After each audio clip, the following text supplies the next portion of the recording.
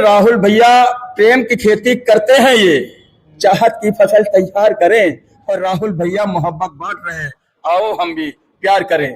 कि तेरी सारी बातें झूठी, झूठी तेरी गारंटी है। तेरी सारी बातें झूठी, झूठी तेरी गारंटी है। चीख चीख कर करे गवाही, राजस्थान और एमपी है। सिलेंडर 450 का देंगे, वादा सबसे कर डाला, झूठ बोलकर वोट लिया, सब तेरी नौटंकी है। क्योंकि इनके जुमले लंबे लंबे, झोला टांग के आए हैं, ट्रेन टिकट के ना थे पैसे, चाय बेच कर लाए हैं। फ्री अगर करना है तुमको, शिक्षा फ्री में कर दो तुम। फ्री अगर करना है तुमको, शिक्षा फ्री में कर दो तुम। मंदिर हम खुद आ जाएंगे, थोड़ा धीरज धर लो तुम। अजय धुरंधर जी दावा कर रहे हैं कि कांग्रेस जीत रही है। इनका दावा किस तरह से चरितार्थ होता है जमीन पर, उसको देखने की बारी है। बातचीत करके जानने का प्रयास करते हैं किस तरह का दावा कर रहे हैं और क्यों कर रहे हैं। क्या नाम है बताएं थोड़ा सा। सबसे पहले अपना परिचय आपको मैं तो देता हूँ, छोटा सा मैं कवि हूँ भैया, कांग्रेस में नेता हूँ। अजय धुरंधर कहते मुझको, कन्हैया लाल का बेटा हूँ, रायबरेली में हूँ रहता, सबका बड़ा चहेता हूँ। छोटा सा मैं कवि हूँ भैया और कांग्रेस में नेता हूँ। तो क्या कांग्रेस की विचारधारा क्यों अच्छी लगती है और क्या विचारधारा अच्छी लगती है जिसलिए कांग्रेस का समर्थन कर रहे हैं, कांग्रेस के लिए कवि बने हैं, कांग्रेस के लिए कविता लिखते हैं, क्या मामला है? कांग्रेस तो है एक खुशबू सबको जो महकाती है, नफरत वाला बीज न बोए केवल प्यार उगाती है। कांग्रेस तो है एक खुशबू सबको जो महकाती है, नफरत वाला बीज न बोए केवल प्यार उगाती है। कांग्रेस ने ही है बनाया प्यारे हिंदुस्तान को, प्यार मोहब्बत कहते किसको बता दिया इंसान को। प्यार बटा है कांग्रेस में, प्यार तो मैं भी देता हूँ, छोटा सा मैं कभी हूँ भैया, कांग्रेस में नेता हूँ, कांग्रेस में नेता हूँ। तो आपको क्या लगता है कि राहुल गांधी रायबरेली से जो आए हैं अमेठी भाग के, राहुल गांधी चुनाव जीत जाएंगे यहाँ? अरे राहुल भैया प्रेम की खेती करते हैं, ये चाहत की फसल तैयार करें और राहुल भैया मोहब्बत बांट रहे, आओ हम भी प्यार करें। और हमारे विधानसभा चुनाव की एक भी सीट, विधायक आपके एक भी नहीं है यहाँ से। हाँ विधायक नहीं है, वो एक अलग बात है, क्योंकि ये बात कैसे अलग बात क्यों मामला गड़बड़ा सकता है कि नहीं गड़बड़ाएगा? क्योंकि हो सकता है 2019 में लोगों को लग रहा था कांग्रेस अच्छी है और 2022 में नहीं लगा, इसलिए विधायक एक भी नहीं बने आपके। ये तो कई वर्षों से हो चुका है। और पत्रकार महोदय आप प्रेजेंट समय पे बात करिए। प्रेजेंट समय पर ही बात कर रहे हैं। 2022 बीता हुआ कल है आपका, और बीते हुए कल की समीक्षा करके आगे बढ़ना अच्छा विचार होता है मेरे ख्याल से। जरूर आपकी बात सही है, लेकिन ये देश का चुनाव है और देश मोदी जी के बहकावे में इस कदर आ चुकी है, क्योंकि तेरे सारे बातें झूठी। क्या ऐसे गुण है मोदी जी में जो देश में ही नहीं, देश को बात करने आए हो? पहले यार सुनो, पत्रकार हो तो और क्या हटा लेते हो माइक यार, एक लाइन बोलता तो तुम माइक हटा लेते हो। तुम मोदी जी के चमचे हो क्या? ये बताओ। अगर इंटरव्यू अजय धुरंधर का लेना चाहते हो तो आप इंटरव्यू लो। एक लाइन बोलता हूँ, आप माइक हटा लेते हो। अरे तो इंटरव्यू हम आपसे प्रश्न नहीं करेंगे क्या? जो आपको पूछना आप वो पूछिए हमसे। तो वही तो पूछ रहे हैं कि आपके एक भी एमएलए नहीं बने, किस स्तर से आप दावा कर रहे हैं रायबरेली जीतने का? मैं वही बता रहा हूँ कि एमएलए नहीं बने वो बात एक अलग है, लेकिन ये देश का चुनाव है। मोदी जी ने इस कदर हमारे देश को बहका दिया है अपने झूठ के जुमलों पर, क्योंकि अभी 4 महीने पहले राजस्थान में चुनाव हुए तो मोदी जी ने कहा कि मैं सिलेंडर आपको 450 रुपए का दूंगा। तो मेरा कहना है, मानना है, जनता इस कदर उनके बहकावे में आकर फंसी कि तेरी सारी बातें झूठी, झूठी तेरी गारंटी है। तेरी सारी बातें झूठी, झूठी तेरी गारंटी है। चीख चीख कर करे गवाही, राजस्थान और एमपी है। सिलेंडर 450 का देंगे, वादा सबसे कर डाला, झूठ बोलकर वोट लिया, सब तेरी नौटंकी है, सब तेरी नौटंकी है। और अब ये देश का चुनाव है और जनता मोदी जी के बहकावे में नहीं आएगी, क्योंकि इनके जुमले लंबे लंबे, झोला टांग के आए हैं, ट्रेन टिकट के ना थे पैसे चाय बेच कर लाए हैं। इनके जुमले लंबे लंबे झोला टांग के आए हैं, ट्रेन टिकट के ना थे पैसे चाय बेच कर लाए हैं। 10 साल में छाटी सबकी अब खुद की कल्लाए, राहुल जी ने दर्द दिया है अब राहुल ही छाए हैं, अब राहुल ही छाए हैं। क्या आपको लगता है कि वो चाय बेचकर यहाँ तक पहुंचे हैं तो वो देश के प्रधानमंत्री बनने योग्य नहीं होंगे? चाय बेचने वाले का लड़का देश का प्रधानमंत्री नहीं बन सकता? बिल्कुल झूठ बोल रहे हैं मोदी जी। इन्होंने कभी कहते हैं मैंने भीख मांग के 35 साल भिक्षा मांग के पेट भरा है, कभी 40 साल बताते हैं। तो इनकी कोई भी बात झूठ है, हर एक बात झूठी है। अच्छे दिन का वादा करके कैसे दिन दिखलाए हैं। अरे दिन कयामत रात अमावस, ऐसे दिन क्यों आए हैं? कर लेते हैं। क्या जो 60 साल का आपका कार्यकाल था उसमें आपने इनके बराबर काम करके दिखाया था? मोदी जी ने क्या किया है? पत्रकार महोदय वो तो कहते हैं कि हम रोजगार दे दिए, शिक्षा, चिकित्सा, स्वास्थ्य, सब चीज की उच्चतम व्यवस्था जो कि लोगों की निजी जरूरतें हैं सबको पूरी कर दिए, किसानों की आय दुगनी कर दिए, 20 करोड़ रोजगार दे दिए। ये सब मोदी जी के दावे हैं, भाजपा के दावे हैं। कांग्रेस के दावे क्या हैं? पहले आप मोदी जी के दावे हमसे सुनिए, उसके बाद आप गोदी मीडिया बनने की कोशिश मत करें मेरे आगे। सुनिए, फ्री में मंदिर ये दिखलाते, ये मुद्दे की बात नहीं करते हैं मोदी जी। मोदी जी तो केवल पाकिस्तान मंदिर, फ्री में मंदिर ये दिखलाते, फ्री में सबको सैर कराते। मंदिर का बस नाम फ्री है, उसमें भी ये खूब कमाते। फ्री अगर करना है तुमको, मोदी जी से मैं बोल रहा हूं, पत्रकार महोदय इधर माइक करो। फ्री अगर करना है तुमको, शिक्षा फ्री में कर दो तुम। फ्री अगर करना है तुमको, शिक्षा फ्री में कर दो तुम। मंदिर हम खुद आ जाएंगे, थोड़ा धीरज धर लो तुम। फ्री अगर करना है तुमको, बिजली करो किसान की।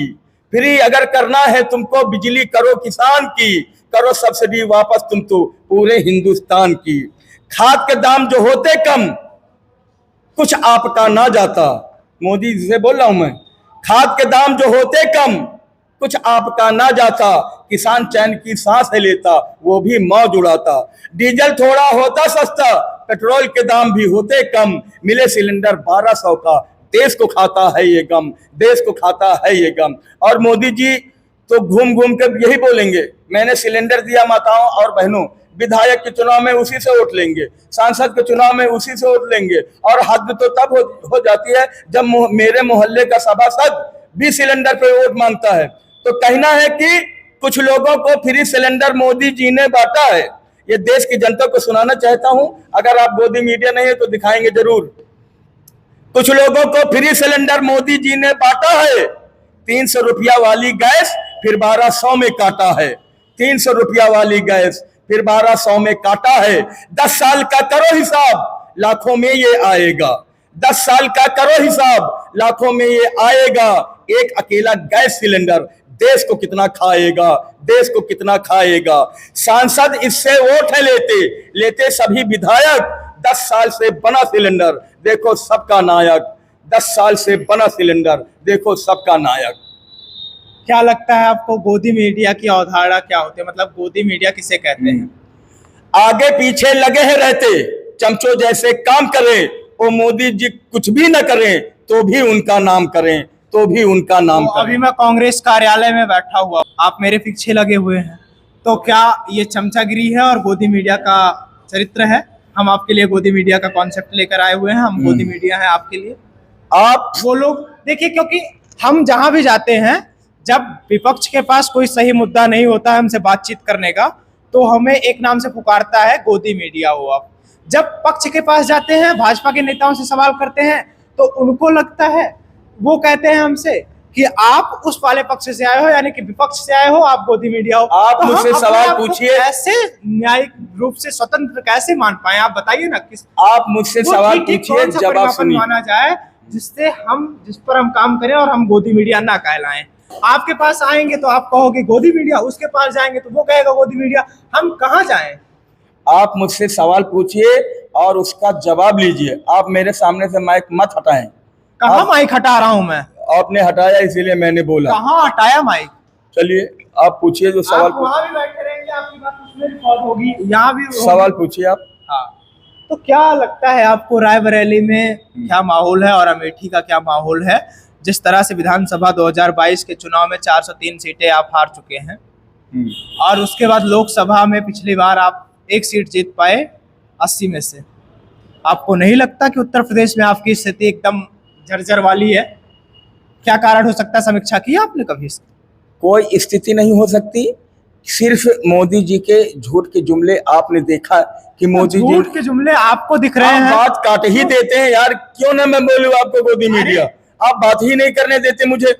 आप तुरंत बोल देते हैं मोदी जी का नाम लेता हूं, मैं झूठ के जुमले बताता हूं तो आप तुरंत हटा लेते क्या हैं। बता रहे हो आप मोदी जी के झूठ के जुमले के बारे में? वो तो पूछ रहा हूँ ना मैं। मोदी जी ने क्या आपने क्या बताया आपने कुछ समीक्षा नहीं की कि क्यों आप हार रहे हो इतना चुनाव? आप कांग्रेस के बारे में बोलोगे, कुछ बीजेपी ने क्या किया इसके बारे में भी तो आप पूछो। बीजेपी ने क्या किया? क्या किया? अरे 7,000 की मिले नौकरी, वो भी ठेकेदारी पर, शायद इनका नहीं पता का भाव चढ़ा तरकारी पर, इतने में घर नहीं है चलता, टूट रहे हैं नाते और बीबी भी ना मिल पाती, लौट रही बारातें, बच्चों की तो फीस है महंगी, महंगाई का आलम है, डिग्री लेकर घूम रहे हैं, खाली रोजगार के कालम है, हर क्लास में एडमिशन फीस बच्चों से ली जाती है, ये शिक्षा है व्यापार नहीं, सरकार ये भूली जाती है, सरकार ये भूली जाती। क्या राम मंदिर पर क्या कह रहे थे आप? राम हमारे दिल में रहते और दिखावा तुम करते, पूरी दुनिया के वो मालिक उन पर दावा तुम करते। राम हमारे दिल में रहते और दिखावा तुम करते, पूरी दुनिया के वो मालिक उन पर दावा तुम करते, किसी में कोई फर्क न समझे, एक बराबर वो जाने, उनकी कृपा सभी पर होती और छलावा तुम करते, और छलावा तुम करते। और बीजेपी वाले राम की क्या बात करेंगे? ये बीजेपी वाले लोग राम को हर मंच से बेच रहे हैं और हर जगह पे मैं अभी साबित करके आपको बताता हूं, मैक मत हटाना आप। ये लोग राम जी को इसलिए बेच रहे हैं, आप देखिए, भगवान हमारे बिके हैं अब तो गलियों और चौबारों से, वो अपनी दुकान चलाते श्री राम के नारों से। भगवान हमारे बिके हैं अब तो गलियों और चौबारों से, वो अपनी दुकान चलाते श्री राम के नारों से, लूटम लूट मची है अब तो कोई कुछ ना कर पाता, खुले आम ये करें डकैती मंदिर के औजारों से, मंदिर के औजारों से। हटाना नहीं माइक। और अभी कर्नाटक में 1 साल पहले मई में 1 साल पहले 13 मई को रिजल्ट निकला, 13 अप्रैल को शायद रिजल्ट निकला था, विधानसभा के चुनाव हुए थे। तो मोदी जी और उनकी पूरी टीम ने यही बोल रहे थे कि जय बजरंग बली की जय, बजरंग बली की जय। उस समय श्री राम के नारे नहीं लग रहे थे, हमारे भगवान हमारे आराध्य श्री राम जी को किनारे कर दिया मोदी जी और उनकी पूरी टीम ने, पूरी बीजेपी ने।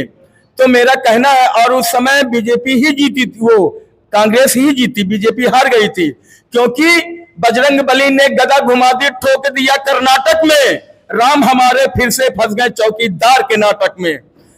कांग्रेस बजरंग बली ने गदा घुमा दी, ठोक दिया कर्नाटक में, राम हमारे फिर से फंस गए चौकीदार के नाटक में। नफरत बांट रहे थे जो देश के कोने कोने में, लगता तबीयत ठीक हो गई राहुल भैया के झापट में, राहुल भैया के झापट में।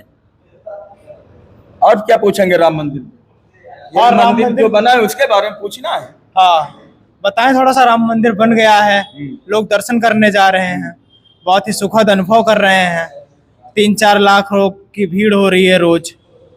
क्या लगता है आपको? लगता है, देखिए पत्रकार महोदय, ये जो राम है ये चुनावी राम मंदिर में विराजमान हुए हैं, वरना इतनी जल्दी जल्दी अधूरे मंदिर में स्वामी संत लोग जो है रो रहे थे कि अधूरे मंदिर में निर्माण हो रहा है, राम हमारे बैठाए जा रहे हैं। तो कहना है मंदिर अभी नहीं पूरा बन पाया है, फिर काहे हमको श्री राम ने बुलाया है, मंदिर अभी नहीं पूरा बन पाया है, फिर काहे हमको श्री राम ने बुलाया है। लगता है उनके पास टाइम बड़ा कम था, लगता है उनके पास टाइम बड़ा कम था, इसीलिए आधे में ही न्योता पठाया है। क्यों?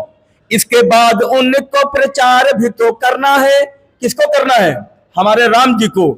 इसके बाद उनको प्रचार भी तो करना है, फकीर वाला झोला उनको वोटों से भी भरना है। 10 साल वाली तो नाकामी भी छिपानी है, मेरे राम जी को भरपाई पूरी करना है। क्योंकि भैया 24 का चुनाव भी तो आया है, क्योंकि भैया 24 का चुनाव भी तो आया है, इसीलिए हमको श्री राम ने बुलाया है, इसीलिए हमको श्री राम ने बुलाया है। युवा भारत के बहुत सारे युवा बेरोजगार हैं। 60 करोड़ से ज्यादा बेरोजगारी है देश में। 60 करोड़ से ज्यादा युवा हैं और सब बेरोजगार बैठे हुए हैं। आपको क्या लगता है कि देश में बेरोजगारी दूर करनी चाहिए?